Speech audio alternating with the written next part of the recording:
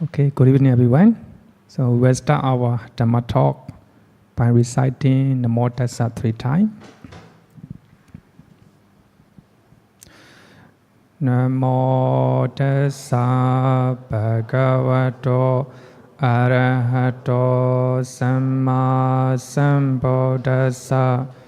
Namo Tassa Bhagavato Arahato Samma Sambuddhassa. Namo Tassa Bhagavato Arahato Samma Sambuddhassa. Okay, good evening everyone.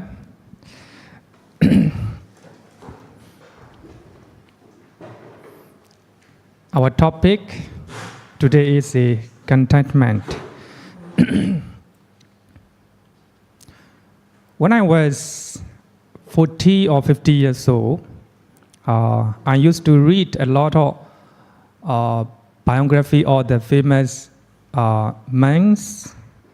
So in that way, inspired by their biographies, and I'm happy to become like them. I want to become like them. So by that time, I take one of my photos. By looking at my photo, I became disappointed and depressed. The reason is I think that by that time, I am very ugly.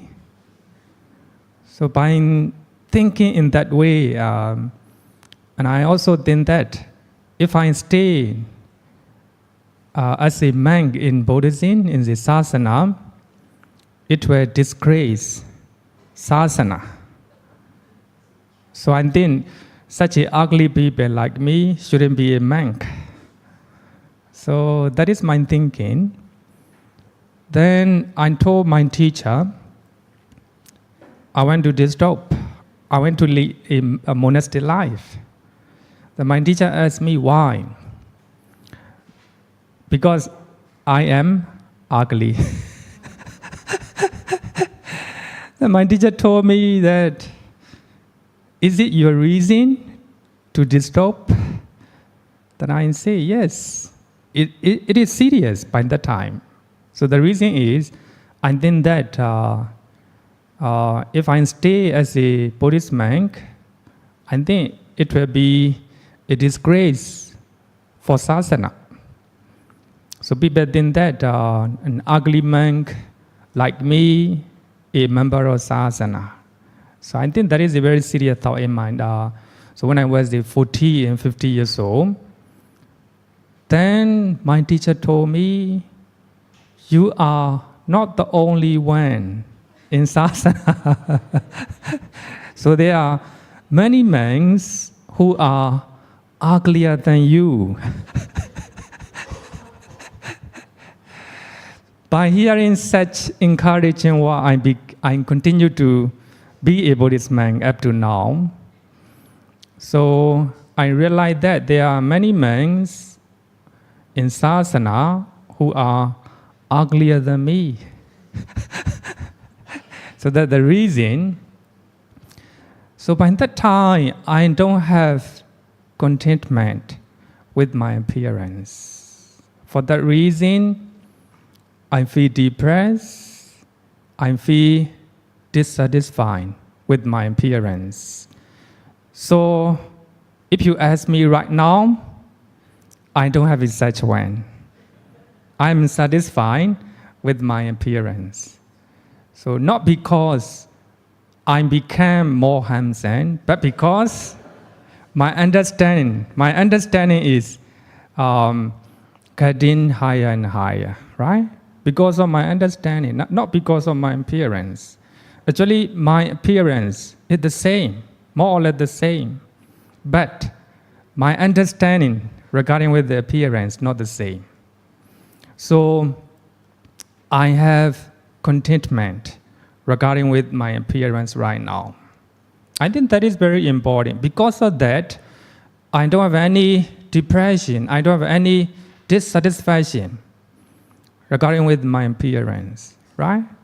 So to be happy, to have happiness, contentment is a very crucial part in our life. Actually, everything is the same regarding with the appearance, regarding with your possession, regarding with your wealth, anything, right? If you do not have contentment, you will not be happy. So for that reason, I think that today our topic is contentment, but we can say that this is a how to be happy, right? How to get happiness in our life.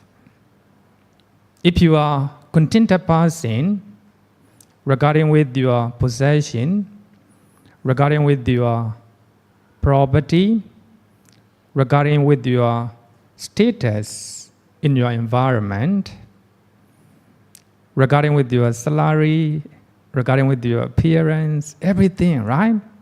If you have contentment, you are happy. You are very happy. So today we'll talk about how to be happy. Actually, this title was given to me by teacher Lily. So actually, this is a very popular, a very common topic. Many people have been talking about this topic. If you find out in Google, you will see so many, right? So I think that, but today I will talk about based on Buddhist understanding regarding with the contentment. So I think another, we can even say that how to be happy, how to find happiness in our life. So that means if you have contentment, then you will be happy. I think that is very important.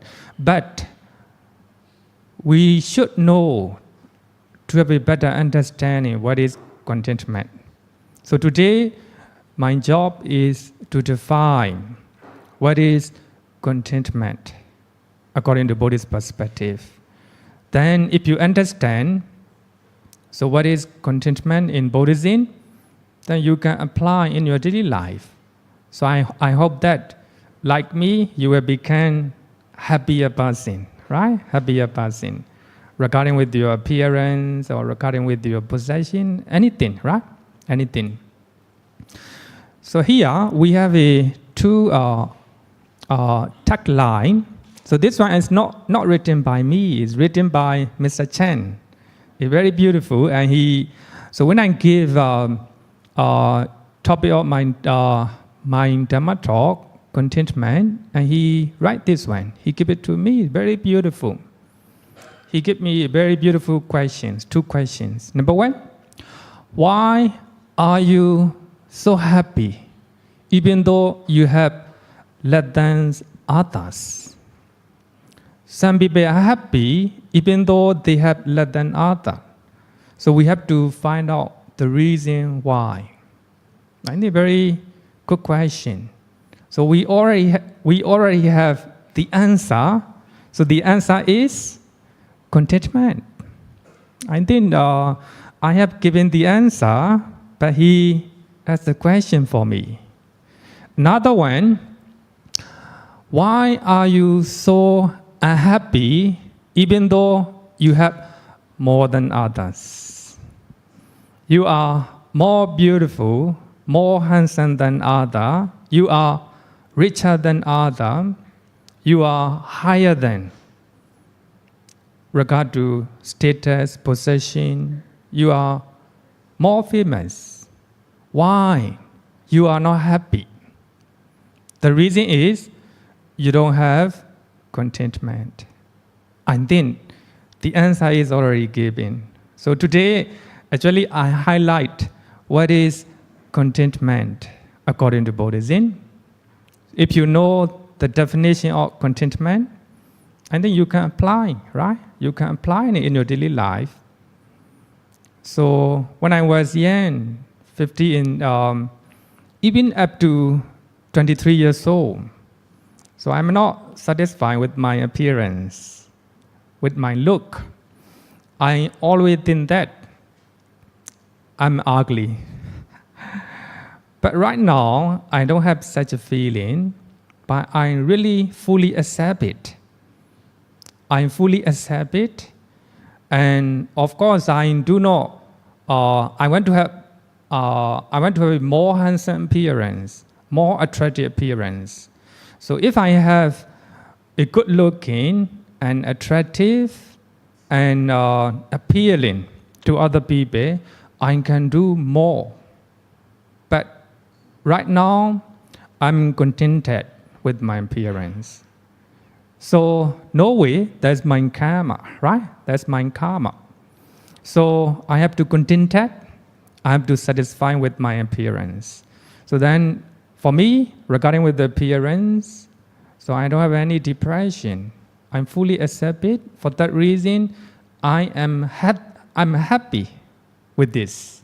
So that is a contentment, right? So I think it's very important. Here, let's look at what is contentment. Normally, we think that contentment is largely depend on what you have. So that is not wrong, but it's not 100% correct. Of course, contentment is largely depend on what you have. If people have more than others, they are happy, they're satisfied, right? So the reason is, what we have to see is how long that satisfying lasts, right? So here, people normally think that contentment is largely connected with what you belong to and what you have. But it is your attitude. It is your attitude toward your belongings. That is very important. Attitude change. Your attitude change your status or your happiness, right? That is very important. So here, contentment is not what you have, it is attitude toward what you have. That is purely mental one. So as we have see the two questions, so some people are happy, right? Even though they have less than others, because of contentment.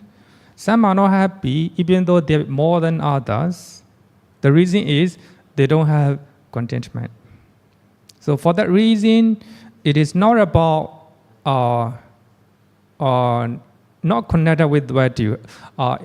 Of course, it is largely connected with what you have, but it is just mental attitude toward your belongings. Whether you have a little amount of money or large amount of money. So it depends on your attitude. I think that is very important. If you are happy and satisfied with what you have, it is called contentment. So that is my definitions based on Buddhist teachings. So when you are satisfied with your appearance, with your belongings, with your status, with your fame or praise, anything, negative or positive possessions, what you have, it is depends on what you see, your attitude. So if you are satisfied with this, you are you have a contentment. Some people have cancer. Even they are satisfied with the cancer, we can call them, they are contented people. Even the negative things, right?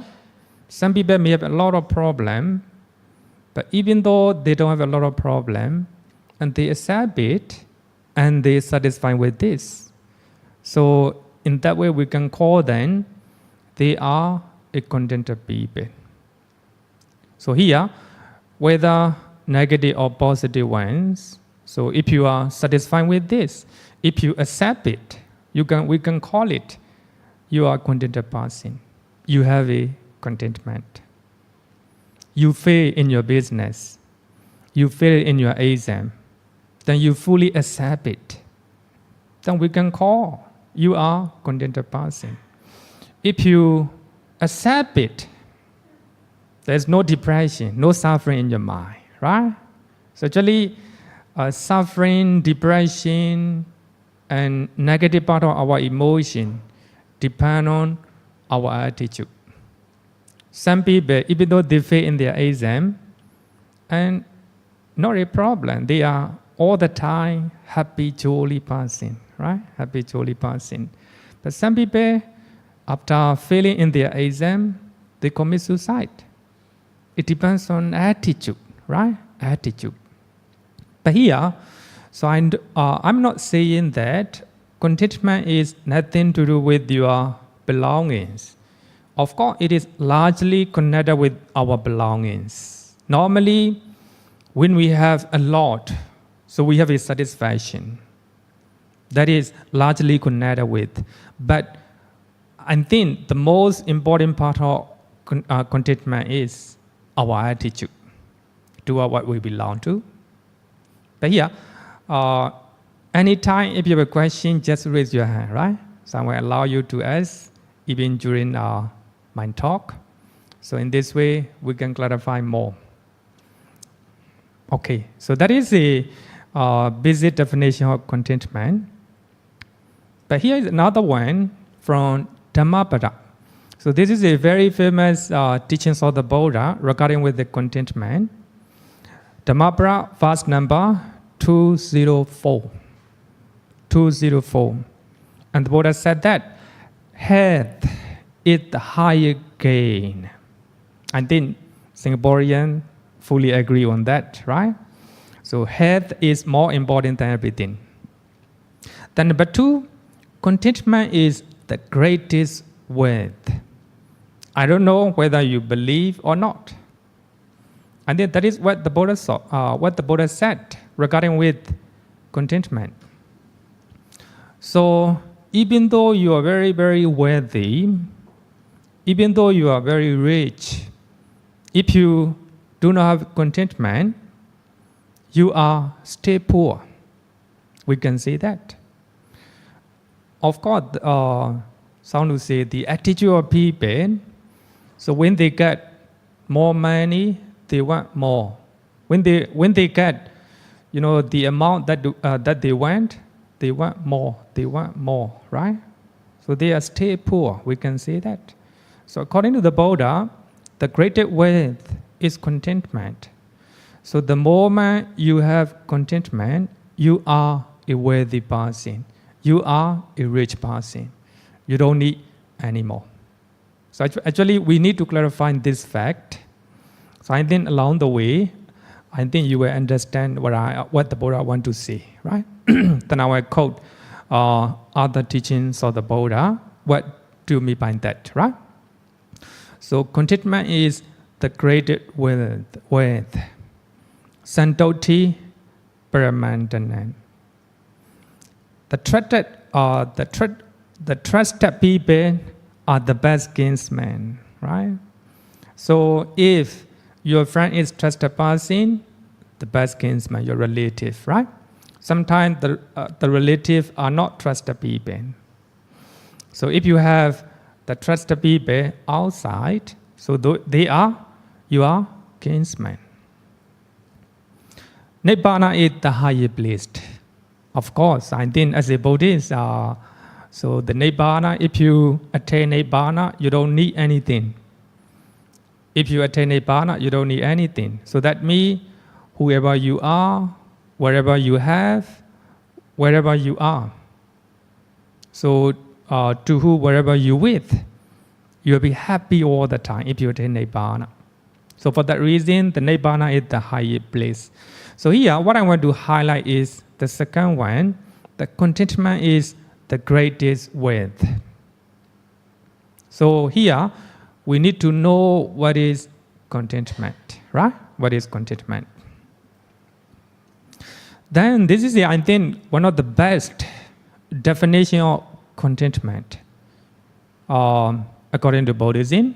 So this is not taught by the Buddha, but taught by commentators. Taught by the commentators, looking at what the Buddha said.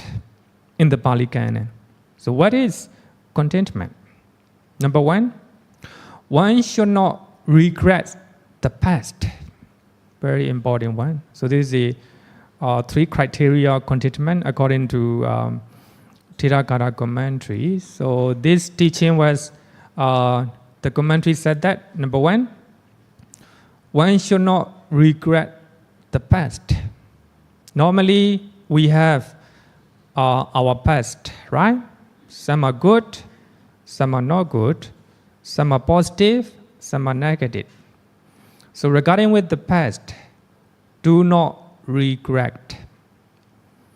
That means if you regret, you don't have a contentment. That is very important. Regarding with your job, you might have regret and remorse. If I have studied at the university, then I will have a higher post and higher possession.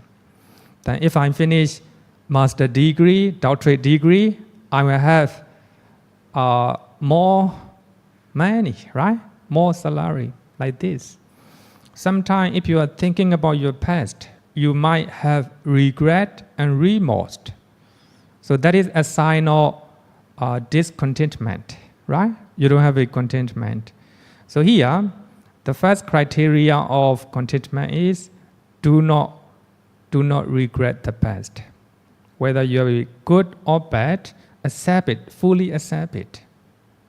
As I earlier said that, so I'm destined to be, not good-looking person. I will not say ugly, not good-looking person. But anyway, I fully accept it. So in this way, then I have a contentment regarding with my past. So I had no regrets, no remorse at all. So that is one of the characteristics of contentment. Number two, one should not long for the future. If you look at only this particular line, so you will misinterpret teachings of the Buddha. You might think that we don't need to long for the past, the future. No need to think about the future. You might think that, right? It's not so. You can think about the future, and you can think about your past, but no regret, no worry, no negative mental state when you are thinking about your past, your future. So by thinking about our past experiences, we can get lessons, right? We can get our lessons, whether they are good or bad, so we can learn from the past. So when you are thinking about your past, so no negative mental state. Then we can think about our future as well. So when you are thinking about your future, no worry, no depression, no anxiety at all. But when you are thinking about your future, fully aware and fully mindful, two criteria, right? You can think about your past as well as the future. So if you are very mindful when you are thinking about future and past, so when you are fully aware of it, there is no negative mental state, no regret, no worry, no anxiety at all. So you can think on both past and future. But here, so should not regret, right, when you are thinking about your past. And secondly, should not long for the future. Normally, as a young people, we long for the future. What will happen in the future? Trying hard, right?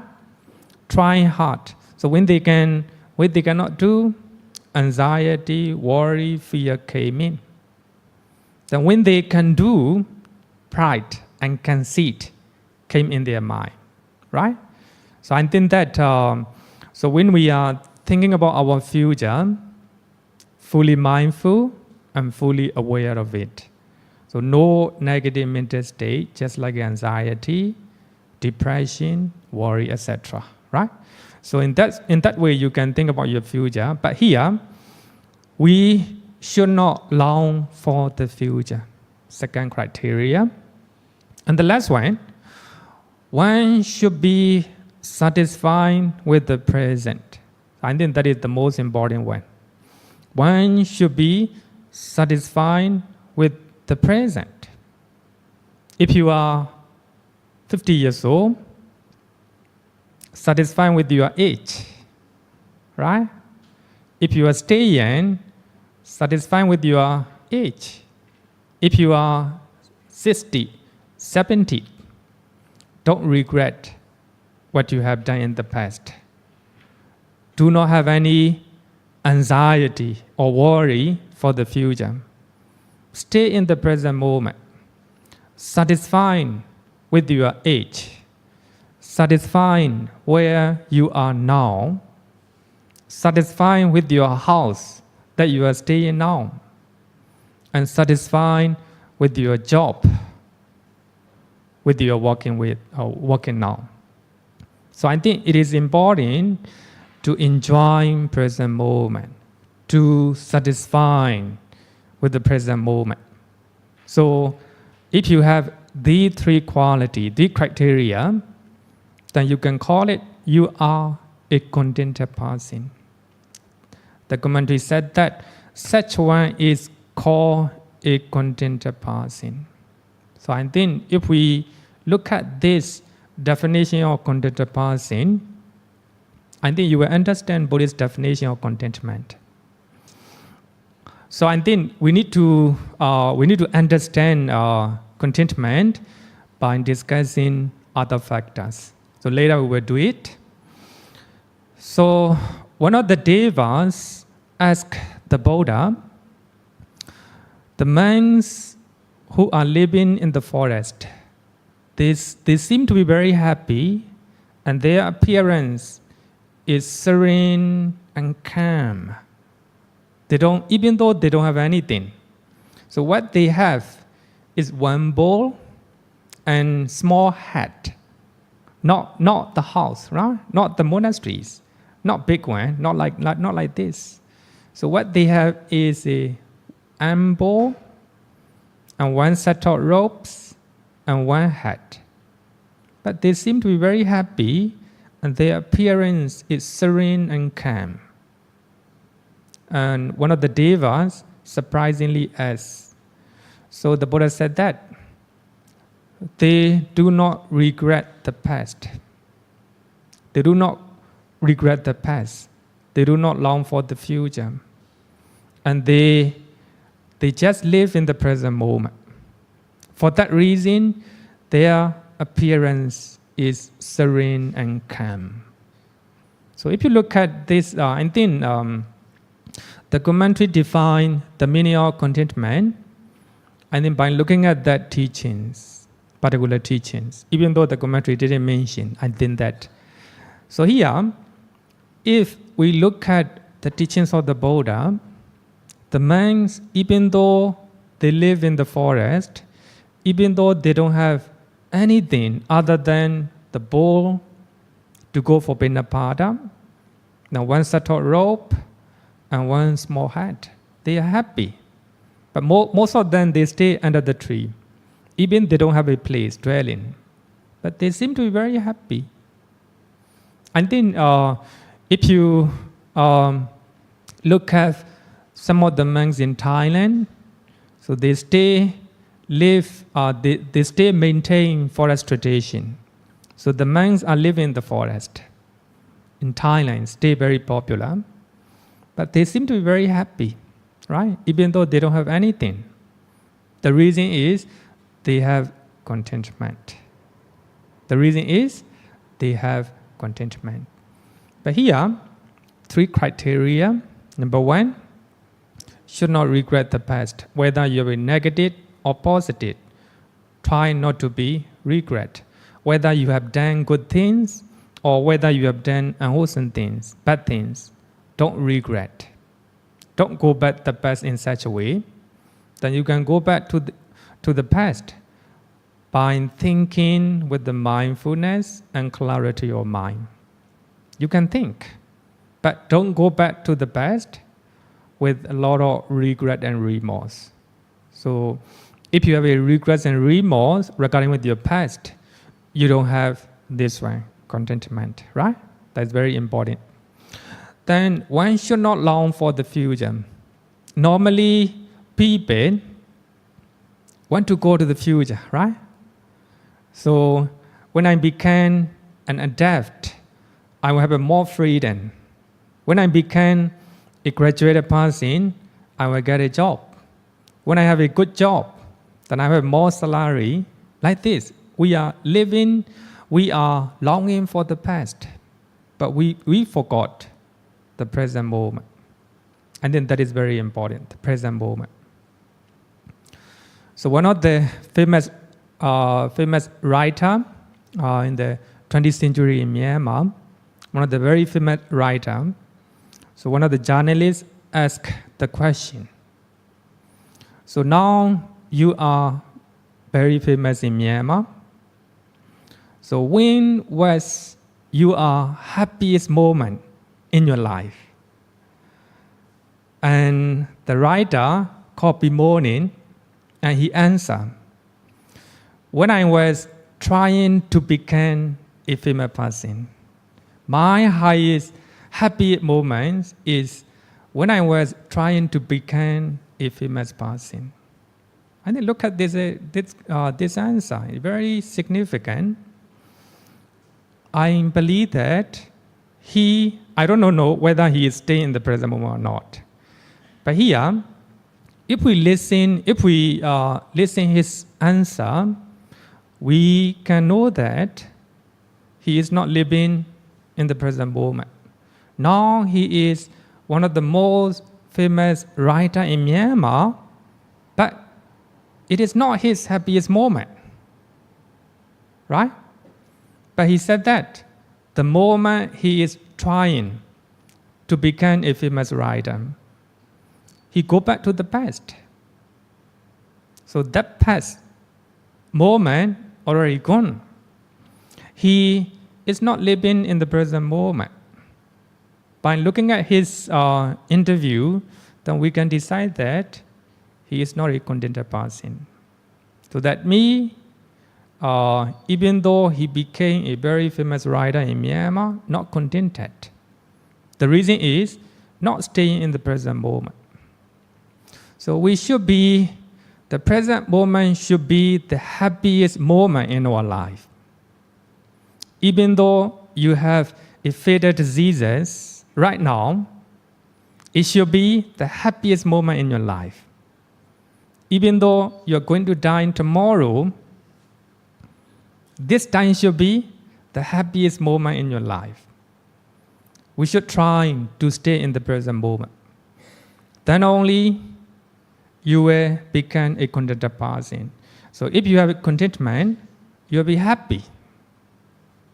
That is very important, right? That is a definition of contentment. Very meaningful and comprehensive, right? It covers everything. So that is contentment. Then I also want to share, so one of the, another definition about contentment. So Umya Chai is my English teacher. He is well respected. And now he is one of the famous English teacher in Myanmar. And I study my English under him. And I hear his definition of contentment when I was studying English. Then I didn't write down in the book, but it reflects. So his teachings reflect my mind every time. So that is his definition of contentment. So I like it. For that reason, I want to share today. So only 2 criteria. Very easy to remember. Number 1, try your best. In your job, try your best. In your relationship, try your best. When you are studying, try your best. Anything, right? Anything. Even my Dhamma talk, I try my best. Even my teachings in the classes, I try my best, right? Second one is very important. Be contented with the result. I think that is a more clear definition of contentment. So after trying hard, people are not contented with the result. After trying hard in your study, in your relationship, so in your job, anything, right? We try our best, but we are not happy. The reason is we don't have contentment. I think it's for everyone. So actually, happy to listen one of the advice by a Dhamma speaker from Thailand. And as far as I remember, it is a suggestion for the Dhamma speaker. And he said that we are always talking, giving the Dhamma talks. Sometimes it may not work. Sometimes your talk may not be very good. It is not very clear to the audience that you have a bad response from the audience. But accept it. So there are a time that we cannot do, right? Accept it. Accept it. I think very important advice for the Dhamma speaker. Actually, it's especially for us, right? Sometimes we teach the lessons, so we cannot clarify. We cannot make a very clear points for the audience. But after talking, and we have a little bit of depressions here, right? Then in those times, I right away remember his advice. Accept it. So there are some times that we cannot do well. So we have to accept it. That is nothing but contentment. We try our best. Be contented with the result, whether it is good or bad. So you're trying your best in your relationship. Number one, whatever it may be negative and positive, it doesn't matter. Be contented with the result. In your study, in your job, try your best. If you have a negative impact or negative result, it doesn't matter. Accept it. You have diseases in your body, trying to cure, right? Trying to cure your best. Be contented with the result. 1 year ago, one of our devotee has a serious disease, and she went to give birth. So she said that, let it be. Then we try to encourage, trying to treat the disease. So whether it is a good and bad result, doesn't matter. Keep it, accept it. Then she decided to cure her diseases. Now, I think the positive effect, almost cure. So we have to try our best. Number two, be contented with the result. That is very important. Everywhere. Trying to make money, try your best, be contented. How much, whatever you have, right? Whatever you have. Try to become someone or something, right? Try your best, be contented with the result. I think that is a very clear definition of contentment. Okay? Then I hope that you understand the definition of contentment right now. That contentment is the higher wealth. How much you have, it doesn't matter. How much money you have, it doesn't matter. If you are content, if you are satisfied with what you have, that is a greater wealth. Of course, if you have more, we can enjoy life. But if you do not have satisfaction in our wealth, you will not be happy. So the result of unhappiness, the reason of unhappiness in your life, because of lack of contentment. I think contentment is very important to have a happiness in our life. I think that is the answer. You may know that Bhutan, right? The Bhutanese people are the happiest people in the world. So if you say like this, as you all know, that Bhutanese people are very, very poor compared to other countries. They are still happy. So the reason is they have a contentment, right? For that reason, they are happy. So actually, I'm not telling that poverty is good. I'm not telling. Of course, if we are very happy, if we are very rich, if we are very wealthy, and if we have a contentment, the best, right? Of course, what you have is largely connected with the satisfaction. For that reason, when you look at the English dictionary, so you will find that contentment, they will define that happiness or satisfaction often because of things that you have. So that is their definition. But according to Buddhism, whether you have more or less, it doesn't matter. If you have a contentment, you are richer person, the rich person. You are a worthy person. Because if you are contented with what you have, then we can call it a contented person. Right? Then I will discuss one by one. Then if you have a question, just raise, right? Just raise. Are you a happy person? Yes, I know that you have a contentment. Quite sure, right? You are contented with your husband, with the house you live, and the time you are spending. I think that is because of contentment. We can clearly say that, right?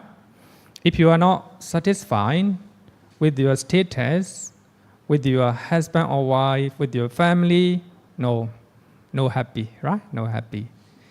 So here, I want to ask, are you happy with the place where you are staying now? Are you happy to stay in Singapore? Yeah, you are a contented person. I must say that you are a contented person. I think that satisfaction or contentment regarding with your place will make you happy person. I think that is very important. So we have to be contented the places where we are staying now. If you are not satisfied, if you are not contented, you will feel unhappy. Quite sure, right? I think in your environment, you might see that some people, they leave Singapore. The reason is they are not satisfied with the place where they live.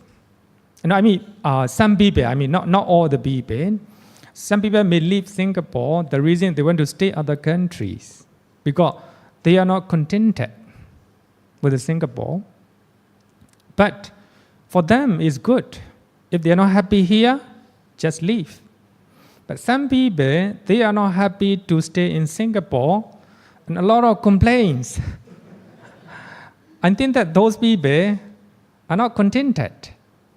The government they have, the economic situation they have, the lifestyle in Singapore, right?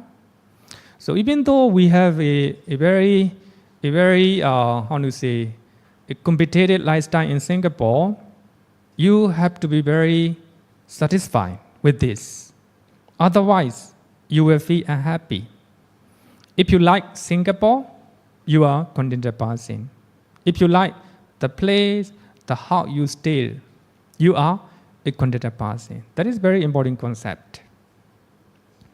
So I stayed in my village 3 years. And then after 3 years of my stay in my village, I moved to Mandalay. Mandalay is the second capital city in Myanmar, a very big one.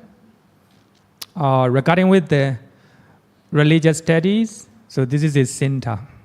So if you got a degree from Mandalay, so you are highly respected. So when I was 12 years old, I moved to Mandalay for religious studies as a novice. I'm very happy. I'm very happy to stay in Mandalay. So I stayed there about 11 years.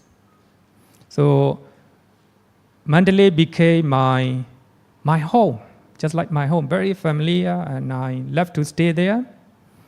And I think that even I may go other places, one day I will come back to Mandalay because I left Mandalay.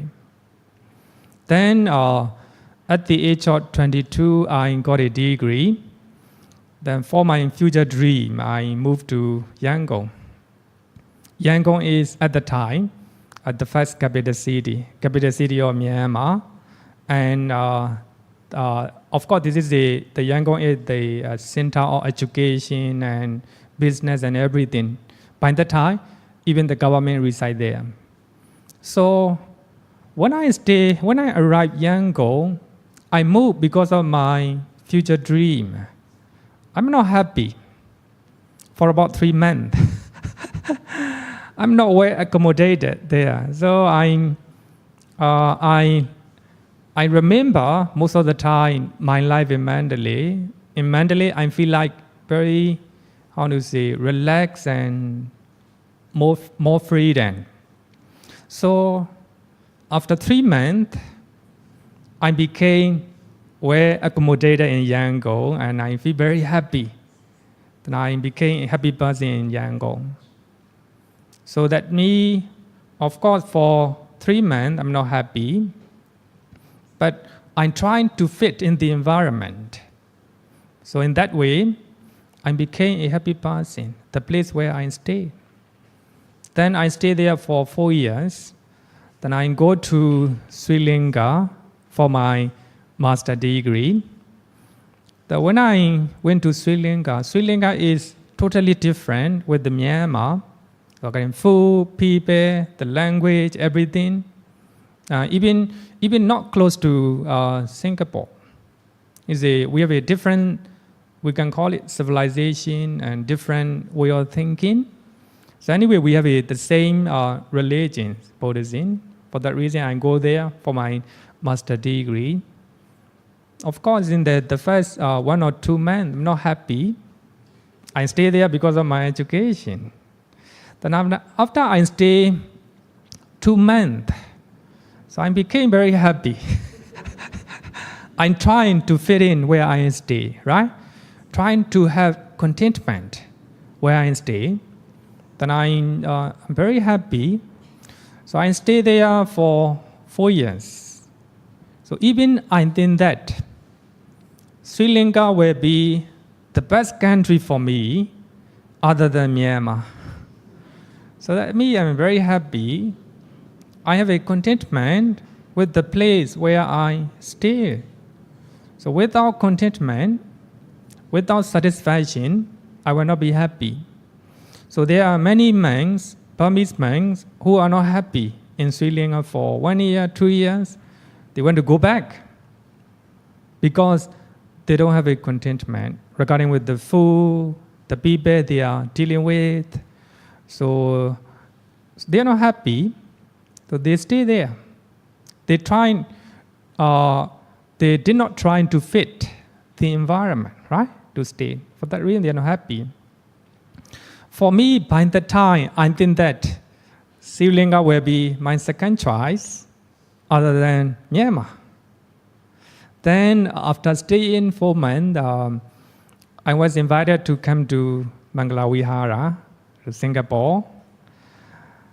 But I think Singapore is more familiar with the Burmese culture because so many Burmese are more familiar with the Sri Lanka.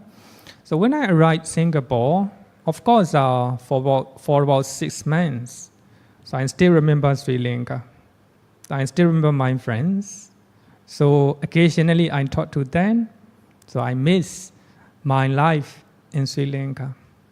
But for about 3 or 6 months, I forgot about my life in Sri Lanka. I'm very happy to stay in Singapore. So I'm very happy the place where I stay. Satisfied and contented the place where I stay. It is not because Singapore is very rich, a very clean country, but because that's my second nature. I'm trying to fit in the place where I stay. I'm trying to practice contentment. Then I sometimes think that if I go and stay in the forest, I will be a happy person as well. So the reason is that contentment is second nature in my mind. So I will be happy wherever I stay. So here, if you are happy with the place where you stay, with the house where you belong to, you will be a happy person. You have contentment. How about if you are not happy, if you are not satisfied with the place where you live, with the house where you live, what will you do? I have 2 examples. I left 2 places that I'm not happy. One place is in Upper Myanmar. So my teacher asked me to come to go there and teach small Samanera for their exam. So I stayed there for 3 months. My teacher gave me a lot of favors, and he provided everything I need. And he told me he will hire the best English teacher to learn English. I'm not happy to stay there.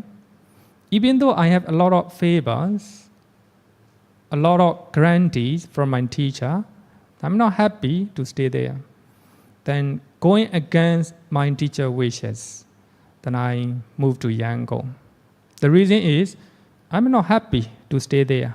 For that reason, I left the place. During my stay, I tried my very best. I tried my best to teach young Samanera. Then I left the place. That is the best answer, right? The best answer. And there is one of the places in Yangon as well. I'm not happy. Then I left that place without any problem. So here, what I want to say is, if you are not happy with the place, if you are not satisfied with the place, trying to move, right? You can move it. If you cannot move, what will you do? Trying to accommodate yourself, right? Trying to fit in that environment, trying to practice satisfaction. Actually, the places, the houses in Singapore are more glorious than other poor country, right? By thinking like this, then you can practice contentment. I think that is very important. But here, I want to highlight one important factor that some people make unhappy. They have, in Pali, mana. Mana. Mana is a comparison. You're trying to compare with other people without wisdom, without mindfulness. I think that for those who have learned Abhidhamma, you know the word mana.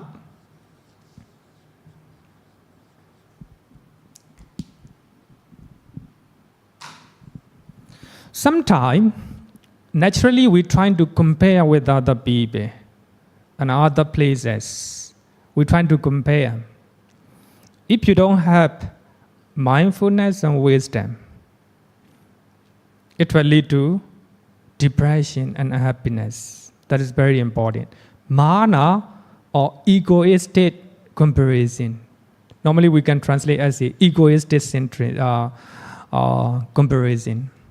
You're trying to compare with the other person. I am lower than that person based on ego. I am higher than that person based on ego. the conceit, arrogance arises in your mind. So both higher and lower comparison based on your ego, not good. It is unwholesome mental states in Buddhist teachings. But you can compare with other person, you can compare with other places based on mindfulness and wisdom. This person is less educated than me. For that reason, I need to understand whatever he said. That is comparison, but based on understanding, based on mindfulness. You can compare, but with the mindfulness and clarity of the mind or understanding. So discontentment arises mostly because of comparison. You compare with the other houses, right? But if you don't have mindfulness and understanding, it will lead to dissatisfaction. It will lead to unhappiness, even depression. Then you can sometimes you compare your father, even your father and mother, right? You can compare your income. You compare with your education level. Normally, if you compare based on ego, your ego, right? I'm higher, they are lower. I am lower, they are higher. If you compare based on your selfish view or egoistic comparison, it will lead to happiness and depression. Even arrogant, if you are higher, arrogant. So I think that one of the cause of our dissatisfaction or discontentment is based on mana or egoistic comparison, right? Then let's go to the next one. Are you happy with you are staying with your parents, with your sister and brothers, with your spouse? Are you happy?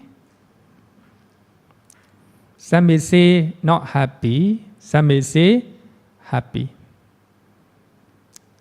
Those people who are happy, they have a contentment, right? Those who are not happy might be two reasons, because of, maybe not two reasons, only one reason. Not satisfied with, right? Not satisfied, no contentment.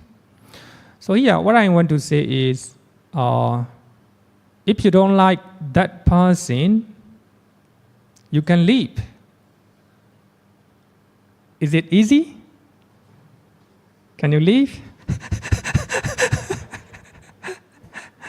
No, cannot, right? We have to look at a lot of things, right? A lot of things.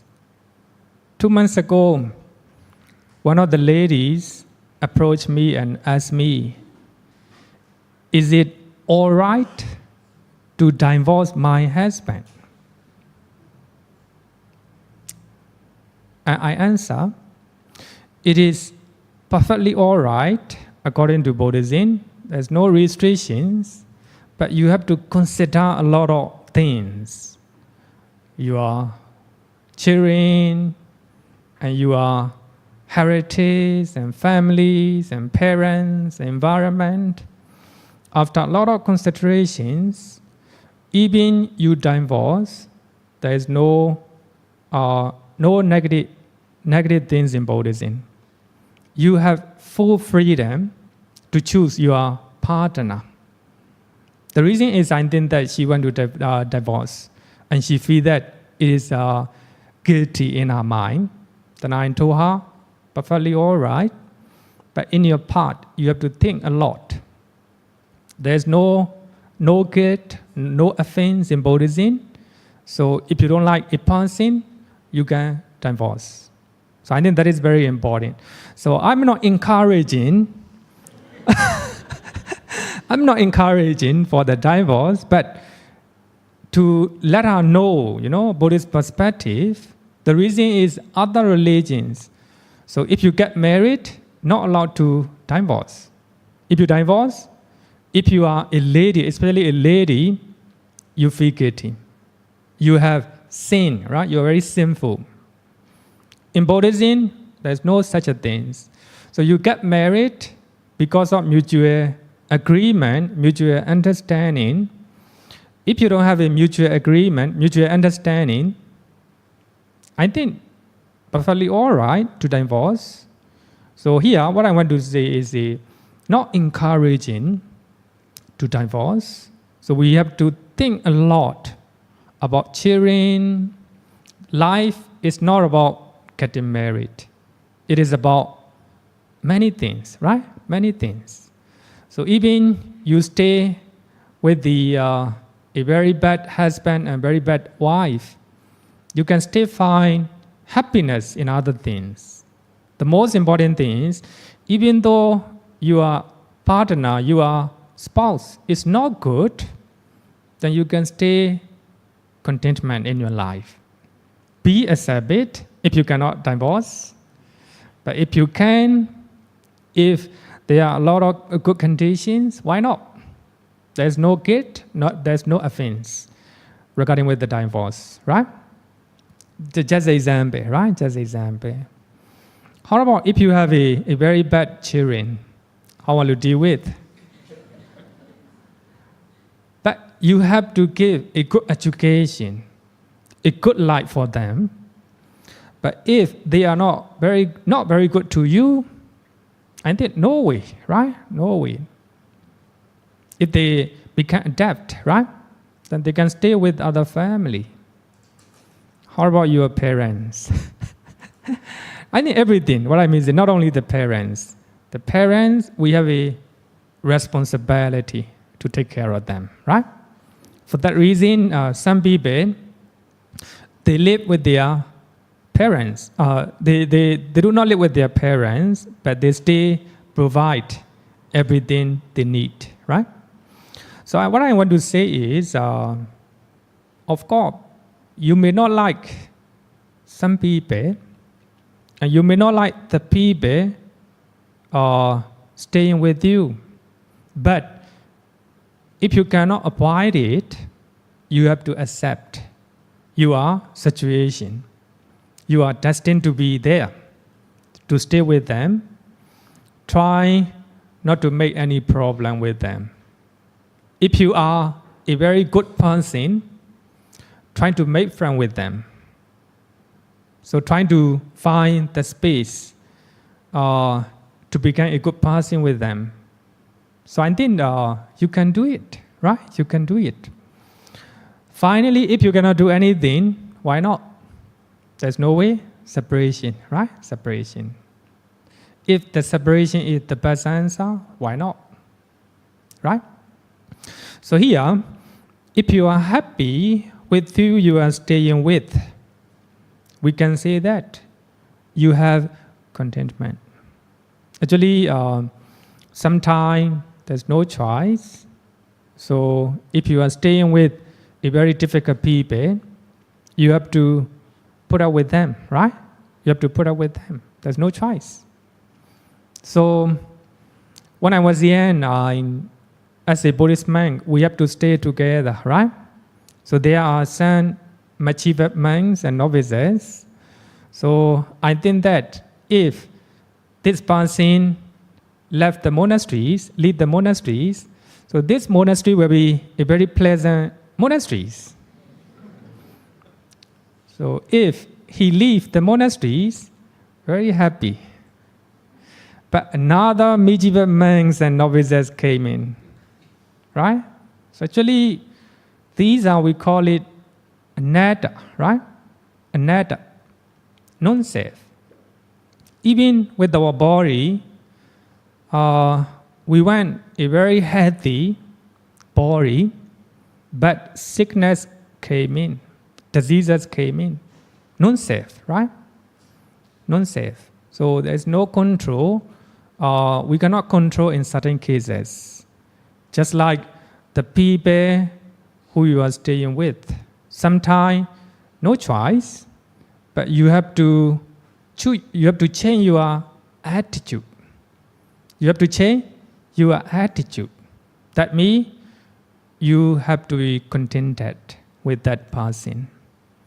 There may be a lot of problematic people, difficult people to deal with. You have to put up with them. Even yourself might be a problematic person, right? Look at yourself.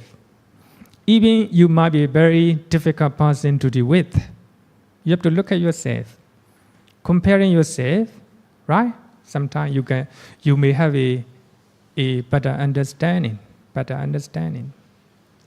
So if you are happy with the people you are staying with, you have contentment. Most importantly here, this is the last question. Are you happy what you have and who you are? That's obvious and the most important question. Normally, the people who are not happy, they are not contented with what they have. Even though they are very rich, they are not happy. They want more. Because they don't have a contentment. Even though they are beautiful, they are handsome, they are not happy because they are not contented. So there are many people who are afraid of their wrinkle in their face, their gray hair in their head, right? They are the sign of the old age in their body. They are unhappy. And they're trying to cover with the makeup. They dye their hair. So, not satisfied with what they have, right? So that is the cause of unhappiness. For that reason, the Buddha suggested that we have to consider, we have to contemplate ourselves. One day we will grow old. One day we will grow old. One day we will grow old. By contemplating in that way, and we see reality, the real nature of our life, even though there are a lot of gray hairs in your head, a lot of wrinkles in your face, no depression. The reason is you are contented with what you have, with the real nature of things. So even though you have a fatal disease like a cancer, you can find it satisfaction, right? You fully accept it. If you accept it with what you belong to, what you have, then contentment. If you are contentment, then you're very happy, right? Very happy. Another thing is who you are. That's very important, right? That's very important. Who you are in your office, who you are in your family, who you are in the Mangala Vihara. Accept it, right? Accept it. If you cannot accept the current situation, number one, try your best, right? You are owner of your own karma. Try your best, have to be content with the result. You try your best in your family, nobody acknowledge that you are a good person. Be contented, right?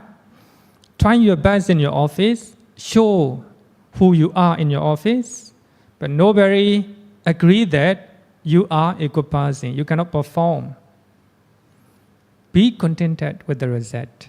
I think that is very important, right? Here, what the Buddha want to point out here is stay in the present moment, right? Stay in the present moment means be contented with the present moment.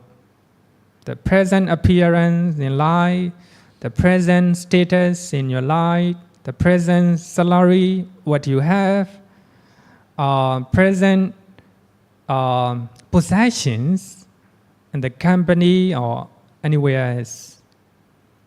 Be contented, right? Be contented with this. Normally, if you are taking holiday trip, trying to enjoy present moment, right? Leave every problem in your office behind. Then only you will enjoy life, right? Otherwise, some people go holiday trip, and they bring a lot of problems from the office. So they forgot to enjoy present moment, right? So I think that's very important. The Buddhist definition of contentment, right? You can go back to the past, go to the future, but without any regret or anxiety, with the full of mindfulness and clarity of mind. Most importantly, stay in the present moment, right? Stay in the present moment. That's very important. So, who you are. As you all know that, even recently, one of the very famous actors committed suicide. The reason is, he is not contented with his life, the way he is, right?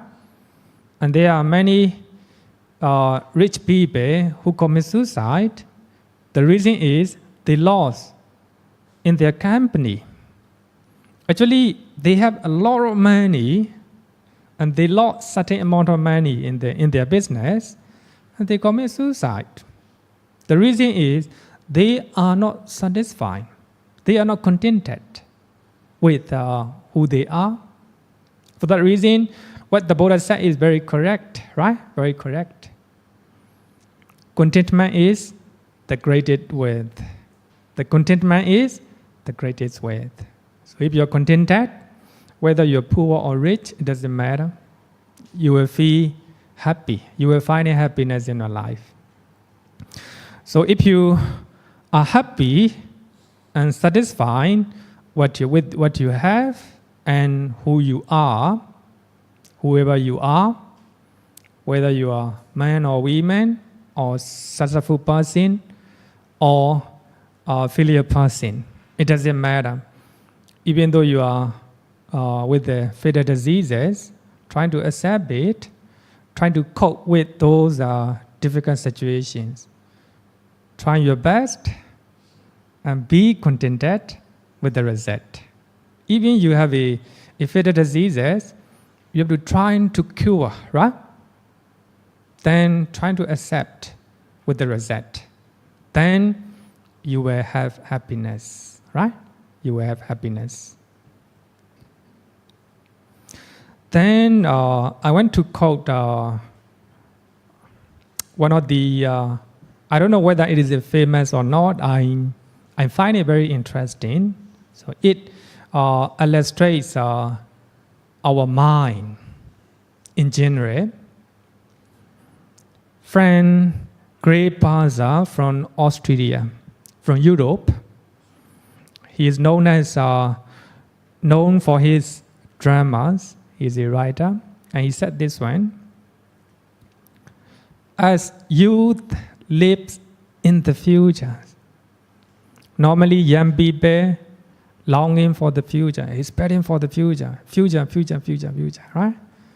So trying hard their best, educate themselves, trying to get a degree, get married, children, but still expecting the future. They forget present moment. So the adept lives in the past. Normally, all people, they go back to the past very often. When I was young, Singapore is not like this. You have a very enjoyable life here right now, like this, right? So they go back to the past very often. They forget present situation. If you are talking like this, the young people will not like it, because this is their karma, right? So they were born this time. Singapore is one of the best countries, but do not compare their life with your life, right? So we have to understand. Normally, adept people or old people live in the past. So they forgot to live in the present moment. And he said that no one rightly knows how to live in the present moment. If you are an old people, an older person, try not to go back to the past. Right? Stay in the present moment. Be contented who you are. Be contented the money you have, the house you have, and the people you are dealing with. So just stay in the present moment. Right? Do not go to the past. That doesn't mean you cannot think about the past. You can think about the past. But when you are thinking the past and the future with the full of mindfulness and clarity of the mind. If mindfulness and clarity of the mind stay in your mind, there's no place for negative mental state, just like anxiety, right? You can think about the past, you can think about the future, fully mindful, fully aware, right? So that is, I think, a very, I want to say, reflect our life. Normally, people think that I want to become a baby, right? I want to become a children. The reason is, in those times, no worry for business, no worry for the family, no worry for the food, clothing. The parents provide them. We normally go back to the past. I think that is not a correct attitude. So that is an attitude of discontented people. So we don't have such a one. You know, live in the present moment. You may have a lot of problems in your life. Try to accept them. Try your best to solve those problems and be contented with the result, right? So in this way, you are staying in the present moment. Then I think that I have been talking about 1 hour and 20 minutes. Then I want to conclude my talk with the Buddhist definition taught by commentators. The 3 criteria of contentment. Number 1, one should not regret the past. You can think about the past, but when you are thinking about the past, no regret, no remorse, no depression. One should not long for the past. You can think about your future, you can make your future plan, but don't crave for the future. So that creates sometimes, if you have a lot of difficulty ahead, anxiety, worry came in, right? So even you are thinking about your future, full of mindfulness and full of clarity of the mind. Most importantly, one should be satisfied with the present. One should stay in the present moment. If you have a lot of happy moments in the present moment, enjoy them. But if you have a lot of problems in your life right now, trying to accept them, try your best, be contented with the result. So in this way, you can live in the present moment. So if you are fulfilling all the 3 criteria, and you will be a contented person. So if you are a contented person, you will be happy all the time. I guarantee. The Buddha guarantee. Okay, thank you so much. Any question?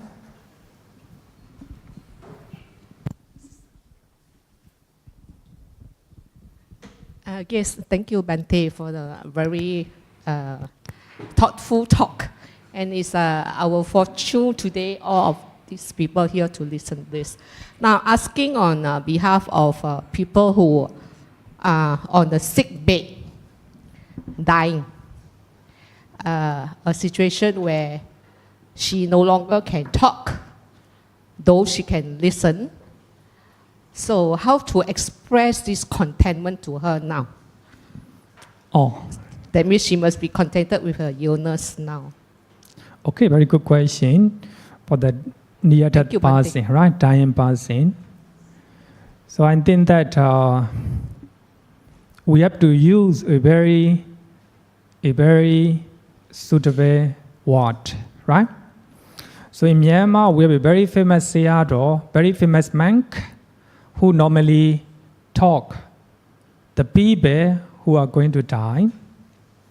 Actually, he listen, he just sit down nearby those persons, and he normally talk to them very slowly, a very tender words.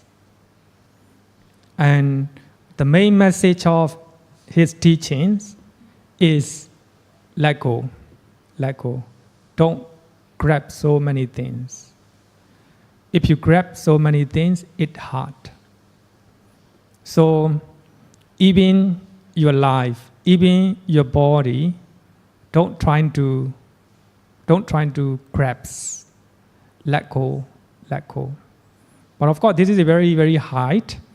For those who cannot accept, we have to use a very clever usage, right? Usage. And we have to talk depend on their education level. Education here means religious education level.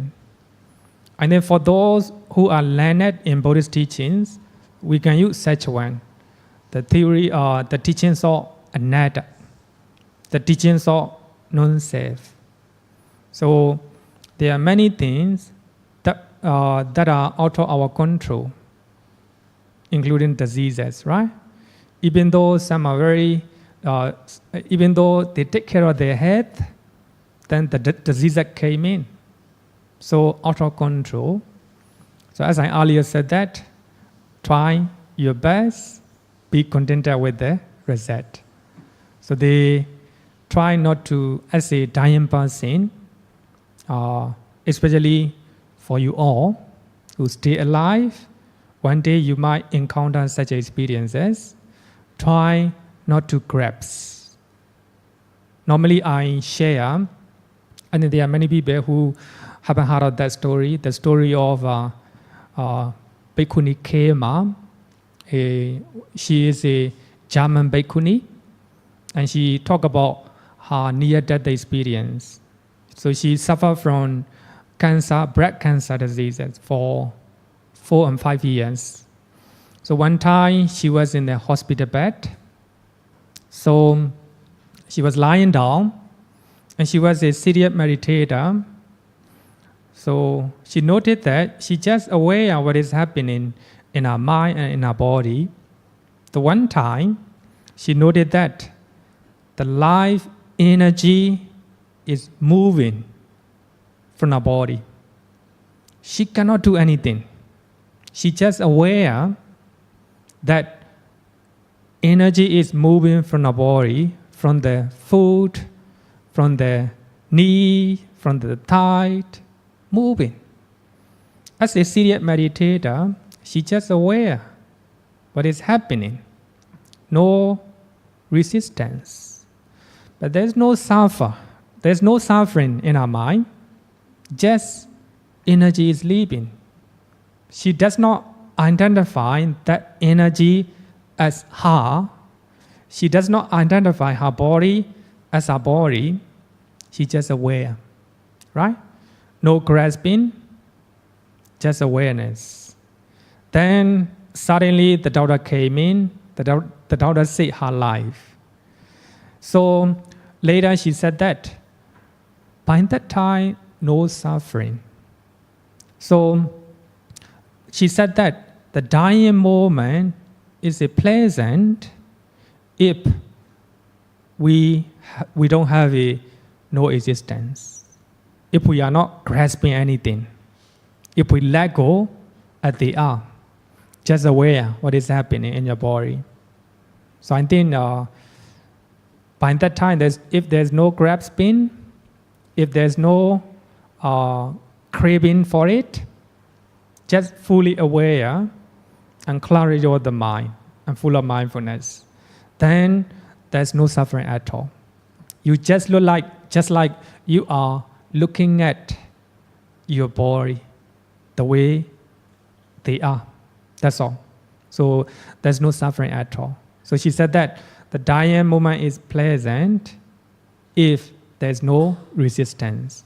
So I think we have to look at based on the level of religious education of the person, right? There are many people who learn Buddhist teachings and who understand, but they have courage to face with the death because of how to say that, letting go, right? Letting go. Okay. Any other questions? You can send, if you feel shy to ask, you can send a question to this number, and I'll read out your questions.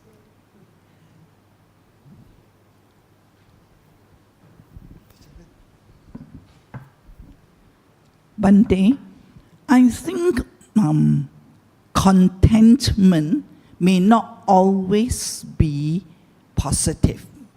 If there is over-contentment, would it not lead to a state of complacency that you just accept status quo and, no desire to move on? Yeah. Your comments. Contentment and complacency, right? Am I correct in English word? Contentment and contentment may lead to complacency. I mean, if complacency, people, right? If always Complacency. contented, Yeah, very good question. Everyone misinterpret the definition of contentment as a complacency. That's very important as a Buddhist. For that reason, I write down the definition of my teacher, English teacher. Try your best, contented with the result. So he always emphasized complacency is not a contentment. So the Buddha have a lot of energy, a lot of effort to spread his teachings. When the Buddha attained enlightenment, the Mara Divya came in, and he taught to the Buddha, now you attain enlightenment, you can die. The Mara Divya taught to the Buddha, and the Buddha said that as long as my disciples do not have an understanding and enlightenment of my teaching, I will not die. So here, for that reason, the Buddha make a lot of effort, a lot of energy to spread his teachings. He spent 45 years to teach people, right? Going from one place to another. He spent, according to commentary, he sleep only 2 hours. So he make a lot of effort. So that means, of course, the Buddha is contented with what he have, but he try his best, but he's contented with what. So what I want to say, emphasize is we normally misinterpret the definition of contentment with the complacency. So here, stay in the present moment. So we try our best in the present moment, right? Even you have a lot of problem in the present moment, solve those problems, right? Do not blame something you have done in the past, right? Try not to have a regret and remorse, something you have done in the past. Just focus in the present moment, stay in the present moment. So then only contentment, right? You are contented even you have a problem, even you have diseases. That's very important. If you don't have a contentment and you will think that, why me, right? Why not others? That is a very important concept, attitude of the contentment. Complacency is not a contentment, right? So we have to try our best but be contented and be accept the result.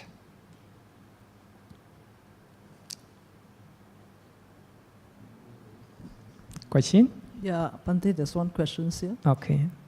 If everyone is contented, will it affect the progress in the society?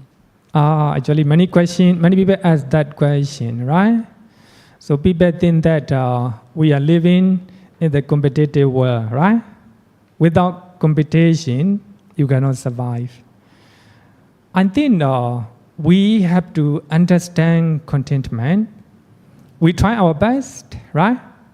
So when you compare with other people and other nations, especially in the context of Singapore, right? Normally, Singapore is a competitive environment, right? So the company are trying to compete one another. So for that reason, people have a lot of stress, right? A lot of stress in their job. I think it is not a good one, right? It's not a good. It's not a good for Singaporeans.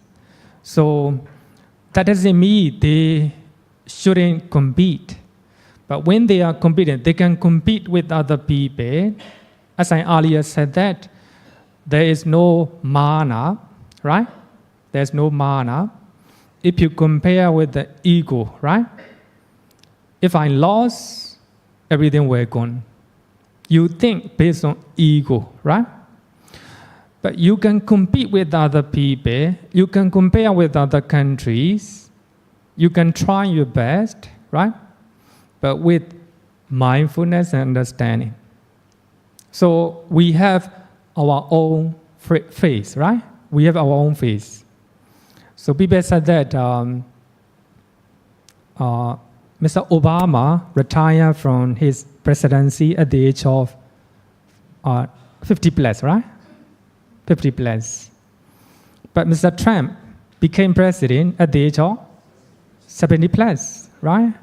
So we are living with our own face, right? So we have to understand, of course, we can try our best. Don't compare with other countries. Don't compare with other people based on our own ego. If you compare, then discontentment arises. So even though you are very advanced in education and economy, if you don't have a contentment, thing that you have, the state that you have, I think you will not have happiness. So you will have a happiness.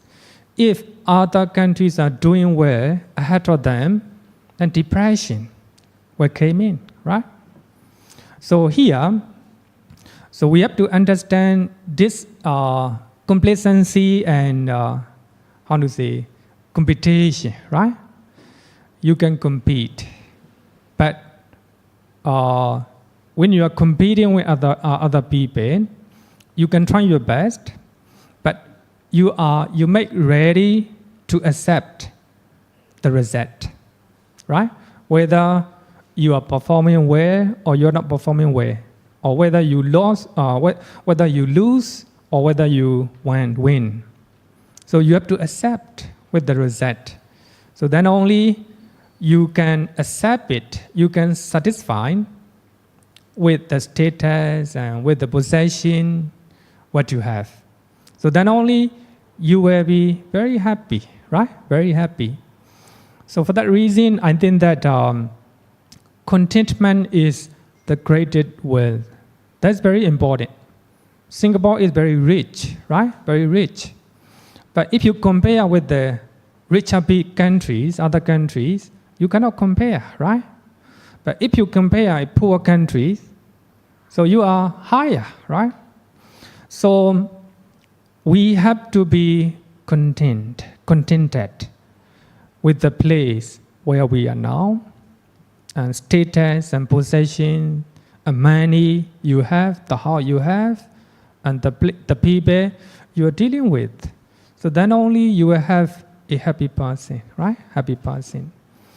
So we have a survey in the world. So they normally announce the most happiest country in the world. So most of the countries are from Europe, not even United States, not even Singapore. So the most happiest countries are from the developed from Europe. So the reason is, so their economy is very stable. So their education is very stable. So they have a very full rest from their job. For that reason, their life is very, relaxed, and for that reason, their life is more enjoyable. So they became happier people in the world, right? So here, it is quite natural that, just like in Singapore, just like in Korea, and Japan, and United States, so they are trying, right? They are trying to go at the top. They are struggling. They are competing with other people, right? So less spare time, less rest time. So for that reason, the people in Singaporeans are not happier than the people in the Europe, right? Those countries. And then for those who go there, you can compare very easily, right? Very easily. So their life is very, very relaxed, right? Than the life in Singapore. So actually it's very straightforward comparison, right? So we have to use our understanding, our mindfulness to compare those countries. Of course, compared to the poor countries, the life in Singapore is very pleasant, right? Pleasant. But if we compare with the country in the Europe, I think the life in Singapore very competitive. So I think Singapore is going to that way. So one day, I think in the very near future, and then the life in Singapore will be more relaxed and more free time. The company will have more, more relaxed, right? They are not forcing the worker, right? The workers. And there will be the time Singapore will go there. I think the government is trying to be like this, right? Because Singapore is just on the way to go there. But compared to other countries, many countries, so you are going ahead of many countries, right? Many countries. So you have to enjoy it. You have to satisfy it. You have to content with this. So then only happiness will automatically come in, right? Another question, Bhante. Okay. How should we deal with and help people who are discontented?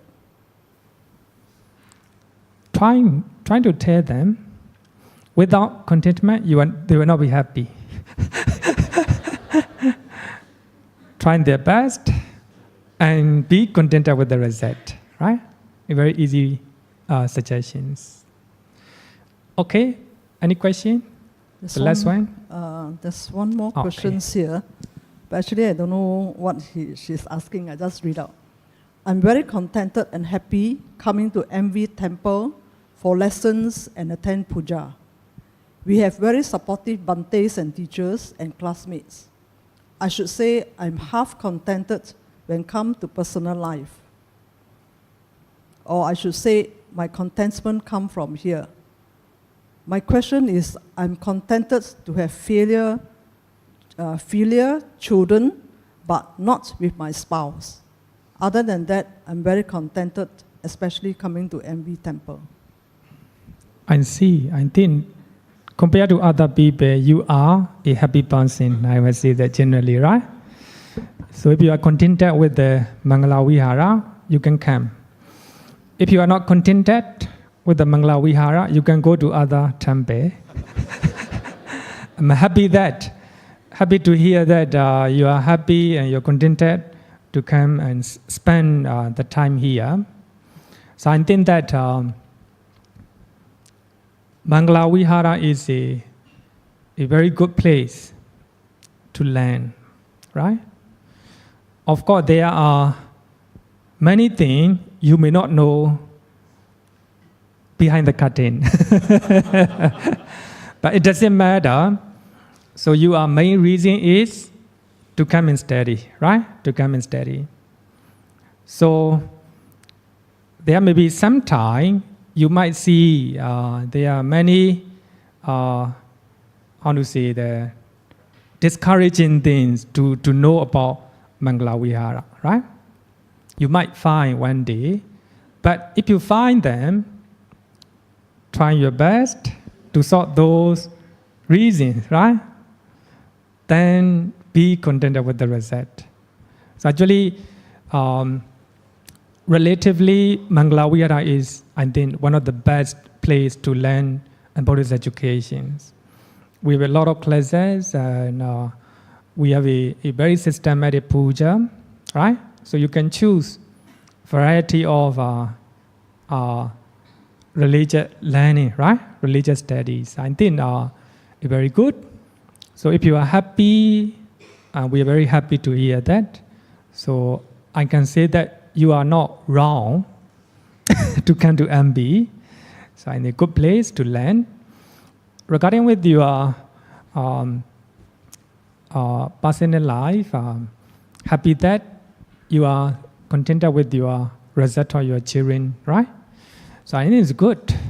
But regarding with your spouse, with the husband, we have to, as I earlier said that, we have to think a lot of things, right?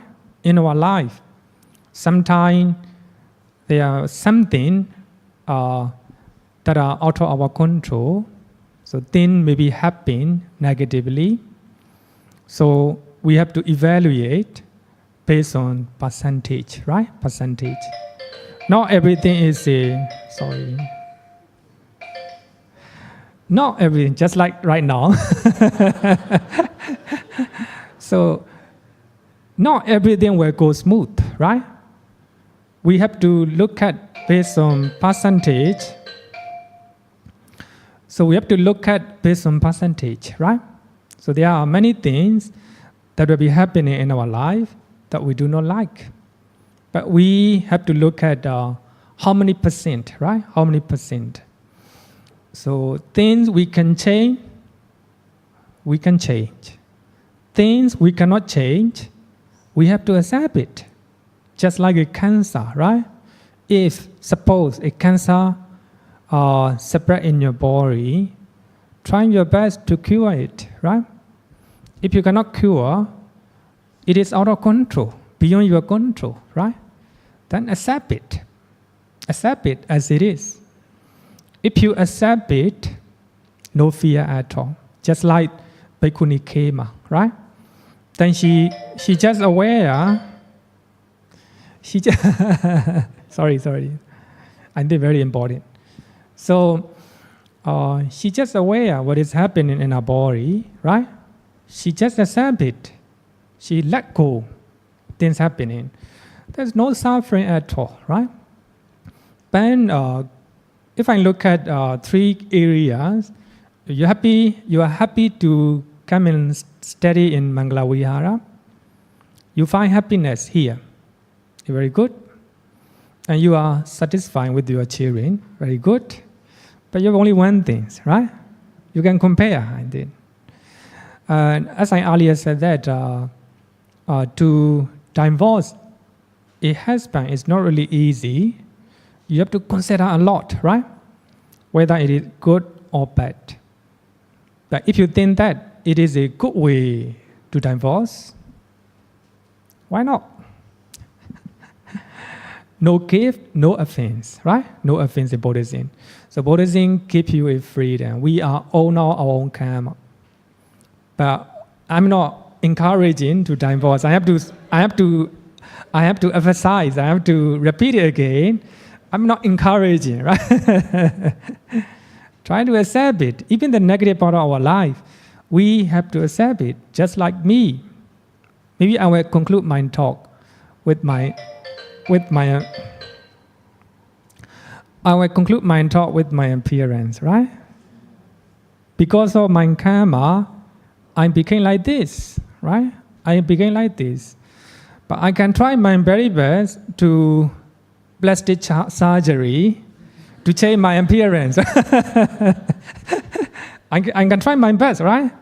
That I can change my appearance by undergoing plastic surgery in the Thailand or Korea.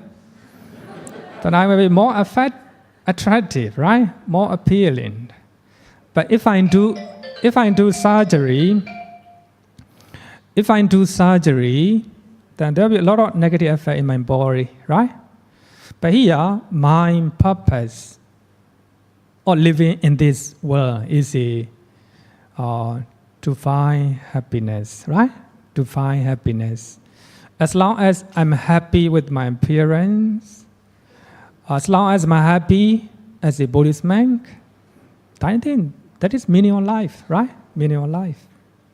I think to find happiness is very important. So contentment is a very crucial factor to get happiness in our life. Thank you so much. Maybe I'll leave it. Thank you so much. Sorry for the last question. Okay, I think. Sorry, because of the time consumed, we cannot answer all the questions. But I got to make one announcement. On the 12th of November, there'll be another Dhamma talk. Today is supposed to be the last Dhamma talk, but we are very fortunate to invite Ashin Kilasa from Myanmar. The topic of the talk will be Vipassana meditation. So if you are interested in Vipassana meditation, do come for the talk. You can invite your friends, whoever, come for the talk. Same place, same time, 7:30 to 9:30. 12th of November. It's a Monday. Okay, thank you. Okay, we will share the merit, this good deed. So we have accumulated a lot of good deed by sharing merit, by sharing the Dhamma, and by listening to the Dhamma. May all this good deed, we share all this good deed, we share all these good deeds to all sentient beings who are living far and near. May they be well and happy. May they be free from physical and mental suffering. Idame nyatinam hotu sukhita hotu nyatayo. Idame nyatinam hotu sukhita hotu nyatayo. Idame nyatinam hotu sukhita hotu nyatayo. Sadhu, sadhu, sadhu. Okay, good night everyone.